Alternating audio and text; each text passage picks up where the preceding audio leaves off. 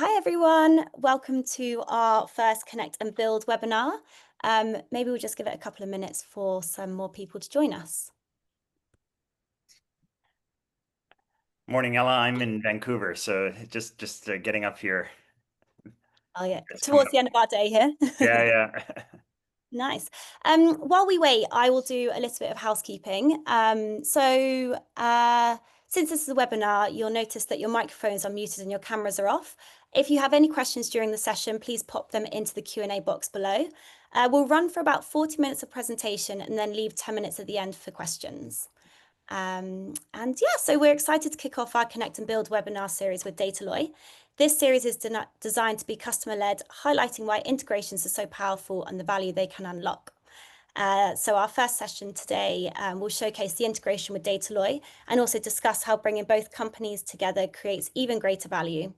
You'll see firsthand how this collaboration benefits our joint customers and drives stronger outcomes. So joining me today, we've got Bill Doby, founder and CEO at Sedna, Eric Fritz-Loy, Director of Product at Dataloy, Olivia Smith, Senior Product Manager at Sedna, Owen Brennan, Lead Architect at Sedna, and I've missed Kirk, and Kirk Wedge, sorry. Thank you. Yeah, cool. I'll pass over to Bill and Eric now. No, it's really nice to meet everyone. Eric, how many weeks has it been since the companies came together? I lose track of time with the summer. Yeah, and it was really into the summer, right? Which was a Yeah, bit challenging, but I think around 12 weeks now. 12 weeks. Yeah. Yeah, it's Mm. quite a fast. I think 3 months for us. And how are you Yeah. settling into being part of what we're up to? No, I think, of course, this is not something that came about really quickly, right? We spent quite a lot of time prior preparing, getting to know each other even better because we did know each other for a long time.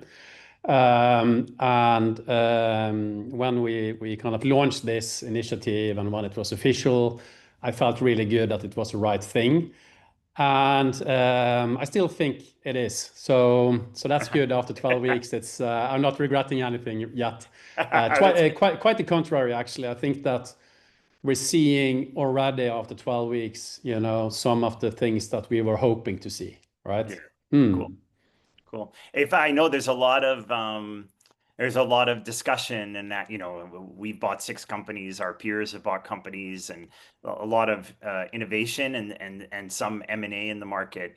I don't know if I like the answer, but may I ask, what is the thing that most surprised you about becoming part of a bigger company or becoming part of Sedna? I wouldn't actually say that there was a lot of surprises. Luckily, again, we got to know you really well prior. We did really good job on preparing for everything. So Yep. there's not a lot of surprises. It's more like confirming a lot of the things that we were hoping that would happen. I think that a lot of it is about us coming with a product that we really built, and we really feel it's a good product. And then combining that with a lot of the things that we don't have or we didn't have like to the same extent that you have, right?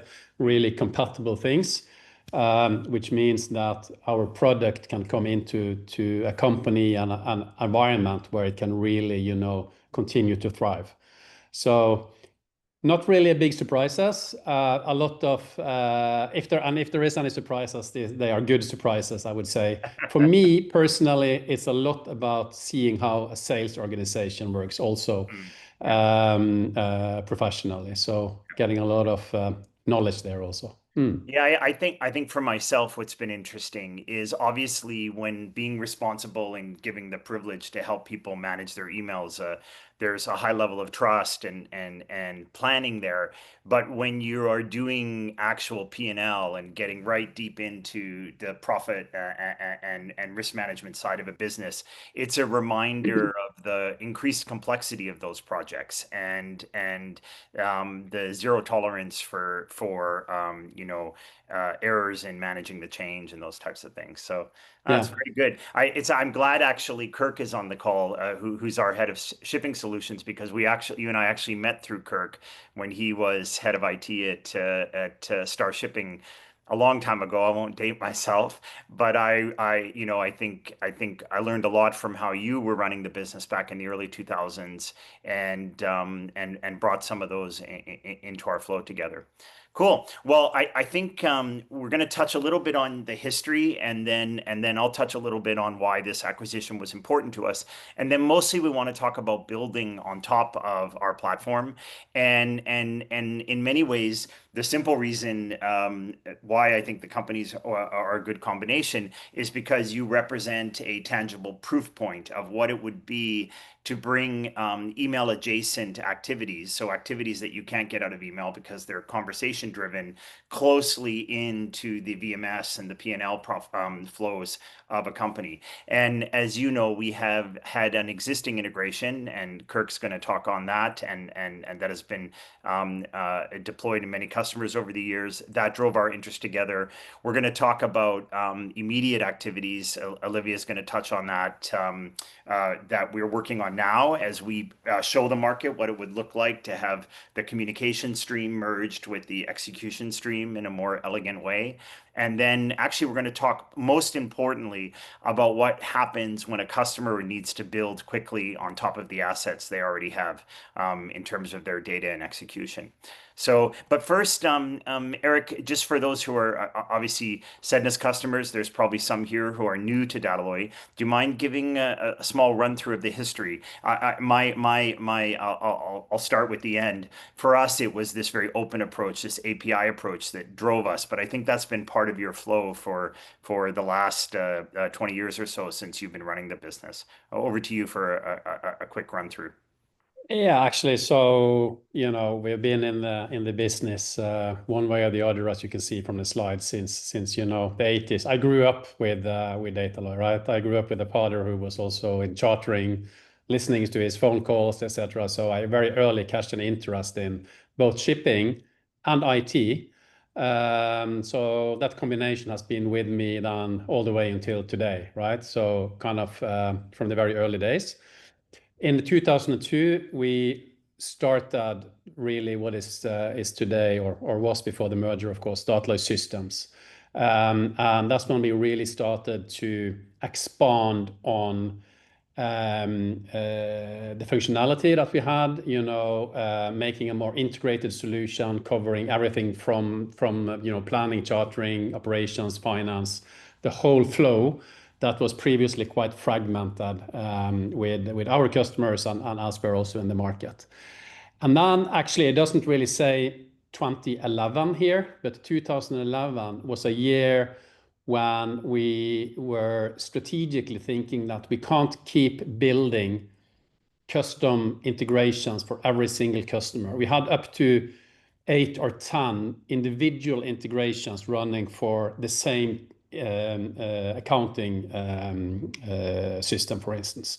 It was just not sustainable. So we decided, let's make it possible for our customers and the third parties and anybody actually that wants to build something safely on top of our solution to do that themselves, basically. Of course, with our support and in a very generic way.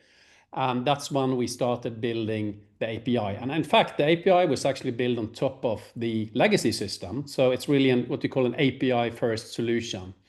And this is very important because starting with the API and ending up really with the end game of the user interface is the kind of the right order. If you, after making the system, suddenly realize that you need to have an open API, doing that is very hard to do afterwards, right? So I think that's some of the success that we have seen in this respect. Good, good.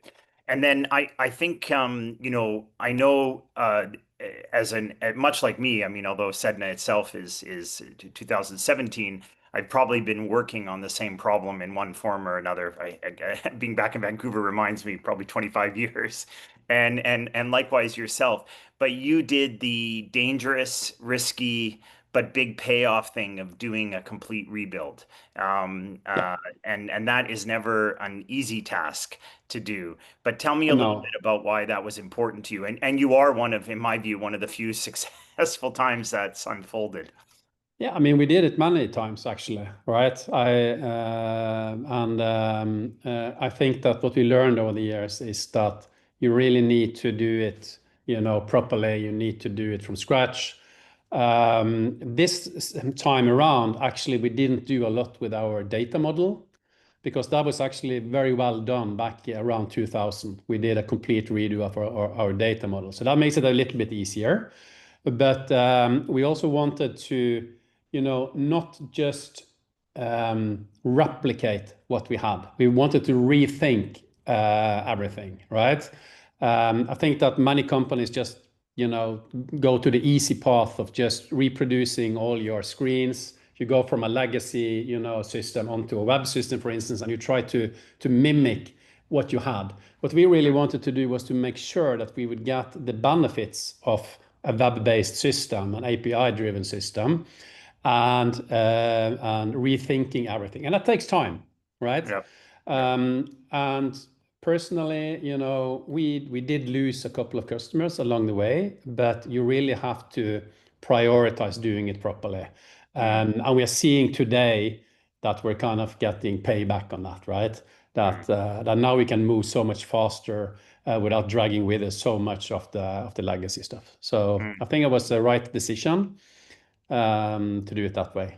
I really relate because, it's the pressure to just rebuild Outlook, to replicate Outlook. As you know, Sedna's North Star has always been to be very fast, speed, and no surprise that speed is a buying factor in a business where time is how everything is priced.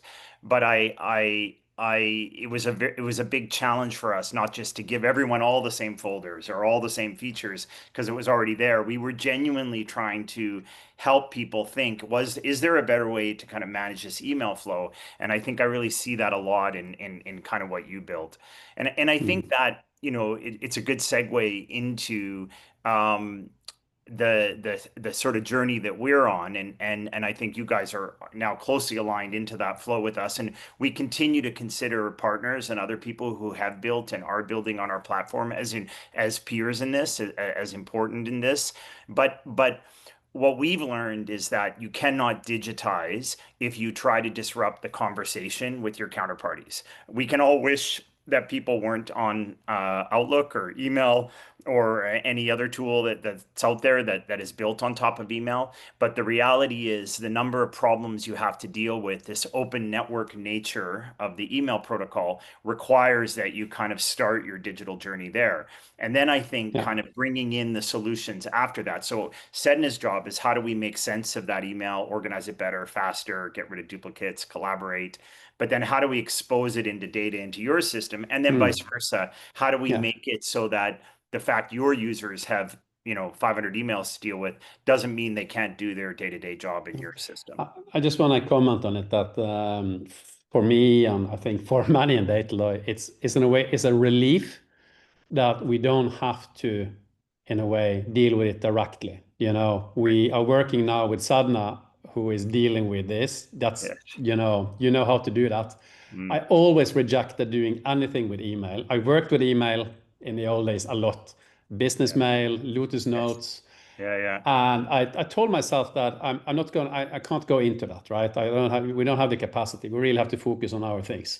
However, it's a little bit problematic because we have seen constantly that customers are struggling with this combination of their VMS and the communication channels, right? They want to send out things directly. They want to pull things into their emails. They want to pull things from emails into the system, and constantly saying kind of no to that, or dodging it, and it's hard. So when I say relief, is now we can suddenly say that, yeah, actually we can do it. And that is really nice because we know how much it means to the users. And by extension, it works for us too, because we have been, and look, we have some great partners, but we have been trying to encourage them to get closer to the email stream and trying to explain that it won't actually disrupt their core business. But that message isn't always heard, business model reasons or hesitation, sometimes just plain lack of resources. So the ability of us to kind of show the market what this is going to look like, I think is really, really exciting. And that, I think it's time to turn it over to the team that's actually going to show us what building on Sedna and building on Dataloy looks like. But just to frame the conversations here, we tend to see the majority of the activity inside of maritime that we see is truth seeking, right? People are looking for the defined final facts so they can then use their experience to make a decision. And so driving that is a conversation. What is actually the final state or true inside the email? What's the context of why they're seeing those communications, how they can act on it? And that's really across our kind of stream platform, the email, the AI that we've been bringing into it, and AI really to execute practical outcomes, not magic solutions so that people don't have to do their work.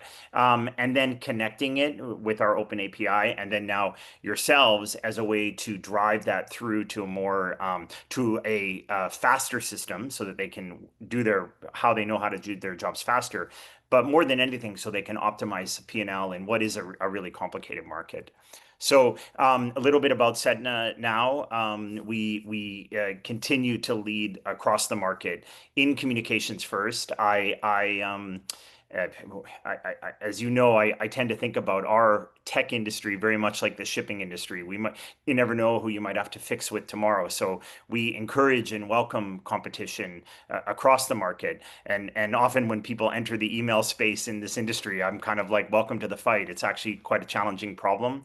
But what we're proud of is that in all segments of maritime, right from shipbuilding right through to recycling of the vessels, we have many market leaders choosing our solutions, and then now bringing your business into that flow is just really increasing our customer footprint. I think now we'll turn it over to Kirk. Who has been a mentor to both you and I know over the years, Eric, and has spent the last several years at Sedna building practical solutions, often on behalf of customers themselves or with kind of key partners. And he will talk about I don't like the term our legacy integration, but he'll talk about the integration that drove us to get closer to you guys because we saw the impact it had with customers.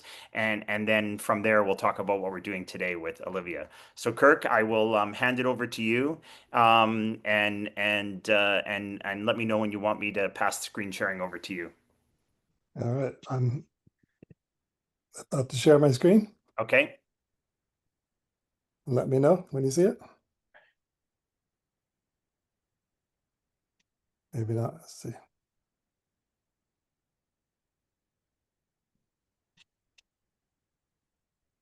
There we go.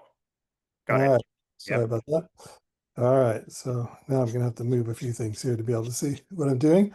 So yeah. So yes, it is, I would say, sort of a legacy. And actually, this goes back to my time in my previous job and when we used Dataloy and Sedna. And we started thinking about this flow between the mail and Dataloy. And happily with Dataloy and Sedna, we've got the open API, so it for the first time is really possible. Just to mention quickly the green tags we have in Sedna, that's a lot of the magic of Sedna, and that saves people massive amounts of time all by itself. But what that allows us to do as well is to connect to various external systems. So when I clicked on the database icon here, we did API calls out to Dataloy in real time, and we're bringing back information about cargoes. Now, this application is deployed at several customers and getting lots of feedback that it's a big time saver. It's popular, and I should also point out that everything you see here works on the mobile phone. So one of the big time savers that people like is the ability to store their documentation in Dataloy rather than pushing it off onto a SharePoint or some other place where you don't have it when you're on the run. So in this case, we're looking at a message that has a standard statement of facts file here at the bottom. And that's presented here on the right-hand side in the sidebar. And actually, with a statement of facts, we probably want to put that on a port call. So I'll just bring up the port calls on this voyage. I'll select that and say I want to put that on to Antwerp. And that we'll upload then to Dataloy. We have this nice little link here, another big time saver, which will jump the user directly into the voyage in Dataloy. So that saves you the time of switching back and forth, looking up the vessel, looking up various things. And you will notice that the attachments are all there inside of Dataloy. So this is the one I just uploaded. So the idea here is that if you're working in Dataloy, you'll find your files there. If you're working in Sedna, you can actually have a look at it here. So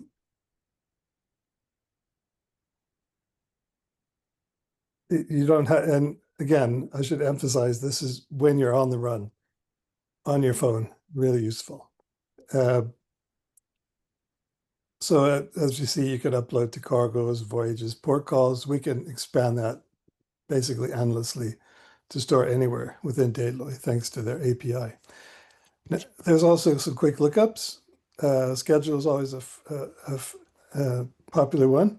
So you can quickly refer to the schedule as it is right now. There's no delays or any data transfers. This was a direct call into the Dataloy using the API. You can get a list of your cargoes, cargo history, etc. And there will be more reports coming as our customers request new things. You can also see invoices from in the reading mode here. Now, if you're writing a message, you get a couple of extra options here.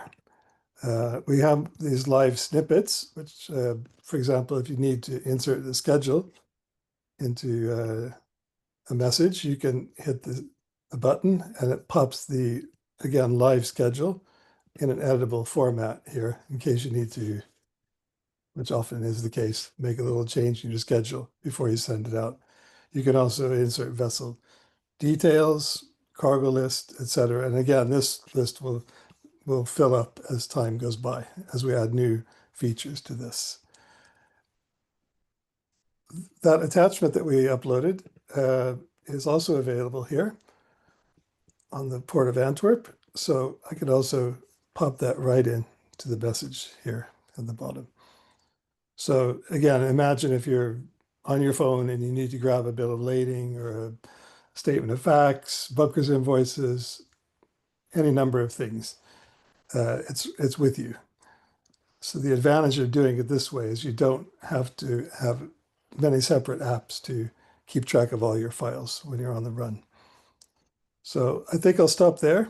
I think that gives you an idea of how this works, and I will pass this on back to you, Bill. Thank you. Yeah. Yeah. And Kirk, what would you say when you're with customers on site? So I know a lot of this is built when you're, visiting and desk side. What's the outcome for them of, is it speed? Is it just not having to check different systems? Sorry, not to front load the answer, but what's the business impact of this? Well, as you see, we're storing on ports, we're storing on voyages, cargoes. People kind of implicitly remember where it is. Right. It's a much better alternative to a folder structure, in my opinion. So you can look up by the charterer, by the port name, and particularly in a geographically spread situation, maybe the booking note is created in Korea, and somebody here in Bergen needs to find it quick. Right. So that's you can imagine in the old days how when using network drives and SharePoint and whatnot and all sorts of standard ways of working, it was very hard for people to find things, and people ended up making multiple copies for themselves. Yeah. It's completely unnecessary. Yeah. Yeah. Sorry, I didn't mean to interrupt you. Scar tissue, we call it, because they can't trust the systems, they build their own, and they're throughout the enterprise. Yeah. Yeah. The other thing is that people can remember it. You can never remember, all those rules about how you're supposed to sort this or this is kind of natural for Right. the people working in Dataloy. So it's nothing to remember. They just, okay, I'm going to stick that bill of lading on the cargo, or Right. the bunker's invoice or the statement of facts goes on a port, and so it's I get a lot of praise for this in terms of time savings. And you could see us too, like directly from once it's in Dataloy, third-party services, there's a lot of AI analysis on statements of fact these days. They can pick it up from there, know it's the final one. Same with the BLs, those types of things, if the accounts team wants to send the invoice. So really appreciate it. Cool. Good. I It would was, like to point out one more thing I forgot, yes, which yeah, is that we like jump links. So you can, if you need to move, you can hit the jump link in Dataloy and go right back to your voyage in right, Sedna. right. And you see speed. So out of all these lots and lots of messages, we pick up those voyage messages in no time. Yeah. So Yeah, yeah. No. For both of us, the how fast the system is an absolute North Star. And good. Cool. Well, now to what we're working on today is kind of the next page turn on this, Olivia. I'd like to Yeah. hand it over to you. Morning or good Great. afternoon from Cape Town, I think. Afternoon from Cape Town. Everyone was talking about that your summer's ending. Yes. And my summer is just beginning, although today is pretty gloomy, so it doesn't feel like the summer is in sight. But hearing that your summer is ending means that my summer is coming, so that's Very great. nice. Yeah. Good. So hi everybody. Kirk has given a fantastic overview of our current integration with Sedna and Dataloy, and we can already see right away like how this has transformed the way people work with Sedna and with Dataloy. And my part today is what's coming next, and how we continue to build on that foundation that's already been done by Kirk.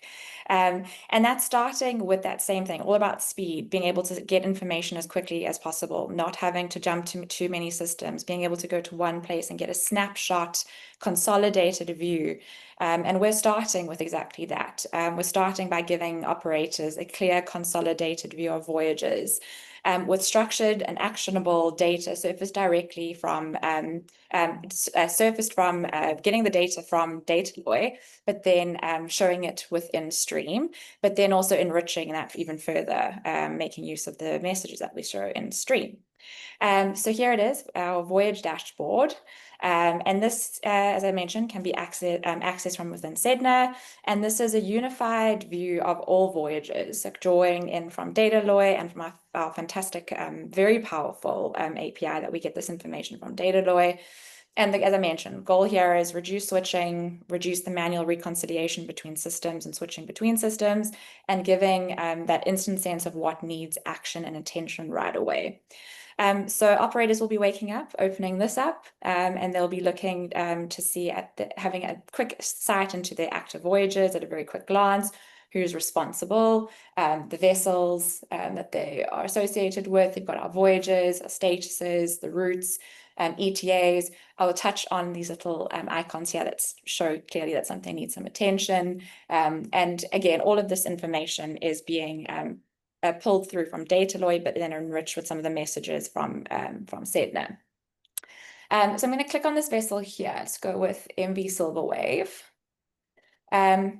Really cool feature here. Want to see where the vessel is right then within the voyage. You can see the current position, any information related to that voyage, and its IMO number, where it's heading. It's clearly has better direction than me, and it's heading straight to New York, and it's got the ETA information on there. But right away you can see maybe where the position is, it's going to impact the ETA, but maybe it won't. Before I touch on the little warning signs, I'm going to pop over to our actual voyage. Kirk mentioned our special magic in Sedna, and that's all around the little tags, the tags that show the voyages. It probably looks a bit greener here because these are sort of updated tags that we've been working on. And then I'm going to click on Iron Lady. And then we have this overview panel that pulls up. In this overview panel, it again shows everything that's going, a snapshot vision into the voyage, where it's at. This overview page shows more detailed information of the tabs that I'll go through in a second. But you can see right again, something's happening here, something's wrong. Someone needs to action something. Why is this flagging for an ETA update? What's happening? But then other informations, Kirk spoke about the importance of being able to very quickly access documents. We can see new documents were loaded at a specific time, and people may want to see this. So I'm going to chat about this alert, again, something that we can action on really quickly, and that's being able to update. So if we can see that from the messages that have come through, there is some sort of ETA change, we'll be able to pick that up.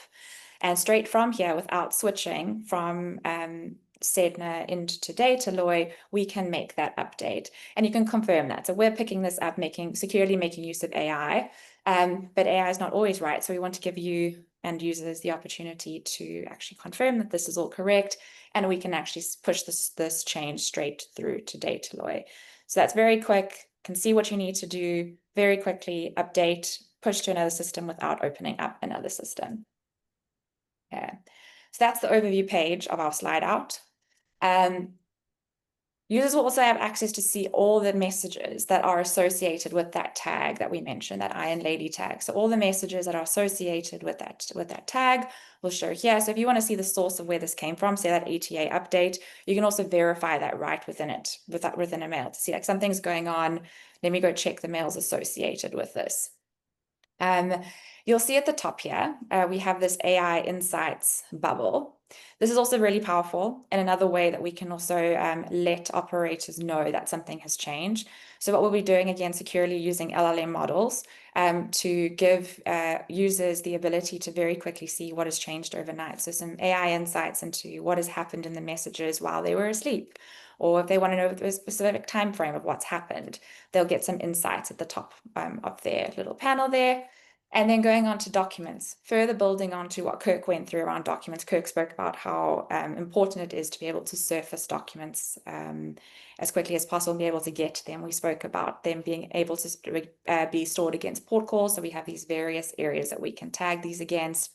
And then you can also open these up, as we say there. Okay.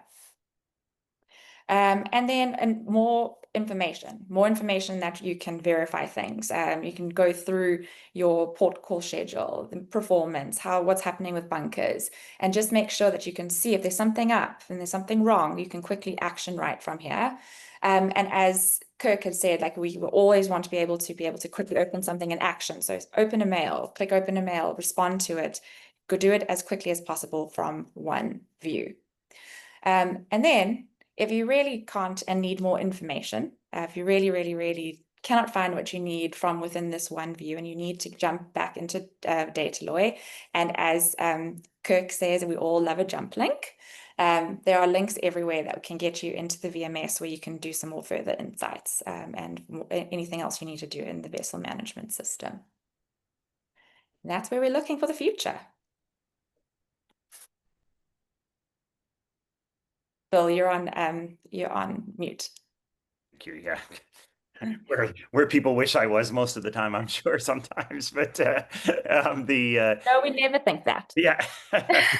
Thanks very much for that, Olivia. I think it's also important to note that, this is very much about us working hard to drive what Dataloy customers want, what new customers want, but the principles that are driving this, i.e. our open API, these will also be available to other providers. So, builders of ship agency systems, they can construct views like this. Other VMSs could construct views like this. Like ultimately, of course, we have a vision that we're pursuing, but we're doing that by trying to show the industry that digitization across the board will create more economic opportunity for us providers. So I just want to reemphasize that nothing you're seeing here is going to be a closed or paid for API, regardless of whether or not you're Dataloy. So great. And then I believe we're going to turn over to Owen, if I'm not mistaken, and I can set that up if we're ready. Good. Owen, nice to have you on the webinar, and I know you join us after founding Flita and Seer, and you've been driving a number of our kind of build and AI initiatives since you've been here. How long have you guys been part of Sedna? I lose track of time. Gosh, yeah, I got 7 months now. 7 8 months. Yeah. Around that. Yeah. I was gonna say feels longer, but not in a bad way. But I know you and your team, you help you help both our go-to-market team, our customer success team, and our customers most of all think about how can I use AI in practical ways, right? I mean, look, we run an email company. We can't claim to be at the bleeding edge of every buzzword. But as you all know, I feel that LLMs are impactful on maritime because you can organize the high conversation nature of the business into structured data. So what you're going to demo is what it's like to help a customer build something quickly. So this was we're very proud of our fast growing business in Greece, both with the Compass acquisition and then a Compass Air acquisition, but also increasingly large number of important players down there choosing Sedna as their core email. They had a need. One of our customers, now customers, this was in an evaluation phase, had a need to make it easier to quickly rate a cargo. And working with them, you helped build a connection to the Dataloy estimation engine, our AI models, which extracted data, and then our Canvas toolkit, which helped them construct that. You're going to walk through that. I'll let you explain how long it took and all that. I will say what's important here is this is an example of where the customer can capitalize the cost of this build. So a one-time consulting fees, either internally or using us or a third-party partner, and very rapidly get an impact without adding to their OpEx over an ongoing basis. So over to you, and thanks for joining us. Yeah, it's all right. Thank you, Bill. Yeah, as Bill mentioned, a lot of what my team does is these kind of bespoke developments or integrations, as well as things that lead into wider product as well. So this specific application was given to us. I think we had 2 days to build it. I think in total we ended up spending about 14 hours building this application. It was using APIs that I hadn't used before. I hadn't really interacted with the Dataloy API yet. So first of all, understanding that, and thankfully, due to the open nature of both Dataloy and Sedna, we were able to build this quite quickly. So let me jump into this demo and show you what we were able to build in, as I say, around a 14-ish hour time frame. So here we have a message that's come through that's looking for some freight to be estimated. So as we mentioned, this uses an internal AI model. If you're currently using Sedna, you would have seen things like our AI email assist. This is using the same technology behind that. Using this, we're able to parse this current open message. So we've got things like the commodity, the ports. You can see we've pulled all of that information here. We've got a quick analysis of this message. We can then go through, let's say I want to change some of this information and do a slightly different calculation. I can enter more points here. So let me just type in Sydney, for example, in here. We've got our commodities that are pulled through. Let's say I have a freight rate. I'm going to put in 10 USD here. And let's put some costs in here as well. We've pulled through the rest of that information, and I can now get an estimate. And what this will do is call to the Dataloy system on my behalf. It will run this estimation for me and display this information here. Just like Jump Link City, where we all love a jump link, we can also jump over to the Dataloy VMS and look at this voyage that was actually created. So all of the information you're going to see on here is also displayed on the side panel. But if I want to be a bit more bespoke and within Dataloy enter some more of this information, I can do that on this screen as well. This opens up a lot of possibilities, but as I say, with the open capability of both Dataloy and Sedna, we were able to build this quite quickly. So I'm going to just quickly dive into the way we were able to do this, and if you're a customer of both systems, how you could do this today as well. So here we have our Sedna API documentation, and what's really nice about both of these systems is that we have this playground area where essentially you can decide what you want. If I want to get some messages, I just go to the get message area, and it gives me all of the code that I need. So if you have internal development teams or you're working with an external partner and they say to you, I don't know how to get messages from the Sedna system, it's as easy as going to the area of it and you can give them the code itself. And we pull back all of this information. Every data point within the Sedna system is available as a data point for you to pull, push, and update. All of that's available over our API. And thankfully, due to the open nature of Dataloy as well, all of that's available on the Dataloy side. So for that voyage, we can push all of this information, we can pull all of the information, and doing all this together, we were able to, within a short period of time, build a genuinely powerful and useful integration. I can show some code as well. I don't know if anyone's interested in seeing code, but here's just a quick overview of how simple this really looks. So we've got the payload here, all the bits of information you'd expect to see. So pulling vessel information, fetching commodities from Dataloy, finding commodity identifications. This isn't hard to understand, really convoluted processes. All of the names you'd expect to be here, origin port, ballast port, it's all quite regularly named for you or external companies or ourselves to understand this and work with the data as easily as possible. I'm happy to answer any questions as well around how we built this or around our documentation as well. We're taking Q&As later on. But yeah, it's super open systems on both sides that allow us to push, pull, update information now together in one platform. Thanks very much. Oh, sorry, Owen. Didn't mean to interrupt you. No, all good. I was about to hand off to you guys. No, and I think what's useful about that first is as we know in this group, we have customers who have their own internal VMSs. They not just other providers, but they have their own industrial needs and they build systems. Or obviously in our energy major customers, of which Sedna is really proud to be servicing almost all of the industry there. On the email side, they have a number of internal execution, risk management, and production scheduling systems. And this is an example of where information can be extracted. Our LLMs can make sure the maritime entities are correct. What's my favorite example is the ship called Colombo. Is it the TV show? Is it the capital of Sri Lanka? Like, so our LLM, our entity recognition can say, no, this is the vessel Colombo. And then obviously they can push that back into their internal systems using their own existing consultants and budgets on a CapEx basis. So I noticed you were using Cursor too. So does that mean you can even get it to do a bit of the writing if it looks at the API docs? Yeah, definitely. We have quite a few workflows where we can download all of our own information across our API. We can pull all of the API schema for Dataloy as well, feed that into Cursor or your favorite local AI system, and yeah, process that through. It's generally quite good at generating a first draft of it as well. So yeah, we always push people to play around with these tools and figure out what works for you. But yeah, they're nice descriptive systems that allow you to build these things and understand it quite easily in the context of maritime. Great. Cool. Good. I think, Ella, let's open it up to questions. And if we don't have any, we can give people back their time, because that's obviously what our purpose is to try to make things more efficient. But happy to answer some questions if some came through. Thanks for that, everyone. Yeah, so if anyone does have any questions, please leave them in the Q&A box below. And just while we wait for anyone to add any questions, this is our next webinar that we have with Gatship and Transat on the 27th of November.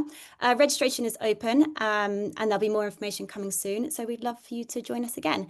You can also scan the QR code and that will take you to the registration page. Okay, cool. If there's no questions, there's two here. Yep, I think two came in. So the first one that I've got is, aside from the integration between the two platforms, what does the future product development look like for Sedna and Dataloy? I can let Eric answer the Dataloy. I can, and Olivia, if I get it wrong, let me know. Our priorities this year are we are releasing a new version of the calendar, the first version of our offline for our mobile customers later in the year, early next. And we are also enabling some of the learnings we got from the Nordic IT Remark acquisition into not folders themselves, but a way for our customers to organize where to find things in the left side panel. And so that's one piece of it. And then again, to continue to produce components and documentation that allow third parties to build almost any type of interaction on top of Sedna itself. Olivia, have I missed anything in the immediate roadmap or overstated it? No, you actually did a fantastic job. One thing to add is around personal data and personal risk management, which is quite a big one. We've just released this to one customer, and we'll be looking to roll it out further. And this is around protecting your inbox, because you'll be surprised what a risk it is to have so much personal data in your inbox. So we've releasing some redaction. So if you have anything like passports or ID documentation, we'll be redacting those based on configurations that you need. Cool. And Eric, I know we're still not aligned, not in full flow on combined roadmaps yet, but can you tell us a little bit what's up with Dataloy through the end of the year? Yeah, I think that's quite important that we are still, of course, working on our specialized systems also on each end, right, and not only on the integration. So we're continuing to develop our VMS in different shapes. We are actually at the end of our current roadmap. And at the end of this month, we are going to decide on the next 6 months roadmap. There will also be a webinar that will be opened up soon to show everything that we have done in the recent period. We will be working a lot more on the ETS, so the bunkers, more advanced features for automatic switching of bunker types. We're working on several things related to risk management. We'll be working on several things related to, more easily being able to get alerts. This is something that we're seeing that a lot of customers really want users to get alerts, just like Olivia showed previously, this type of features. A lot of also UI and things that make it faster for the users to work. So saving filters, filtering more efficiently, these kinds of end user capabilities that makes it even faster to work in the system. And Eric, and I think next year you're beginning to think again about the refining of your scheduling and fleet allocation tools too. Yes, so we already have a first version of our fleet scheduling tool, which is already in use by a couple of pilot customers. And this is something that will definitely be on the roadmap for the next 6 to 12 months. And of course, as anybody is talking about AI, algorithms, this kind of capabilities is also something that is on our radar, so to speak. And we're already working on training models that can answer questions directly from your VMS, etc. So this is also something that is coming. And I think, again, combining forces with your experiences, everything Owen has been talking about, we can accelerate these things together much faster than we could previously. So I think that's also good. Cool, good. I see Yanis. I've got another question, public question. Molly, you'll take that one about the webinar recording. There was one more private question, Ella. Do you want to read it out? So will there be a world where customers receive any penalties for choosing other email or VMS providers? No, it's the simple answer. Yeah. Yeah, we want, there's plenty of work to go around, plenty, and each of these requires focus. But of course, we believe now we can show the market what's possible with deep and thorough integrations. But if people are not just committed, but need the systems and the investments they've already made, we will work very hard to stay open and keep them integrated. Yeah.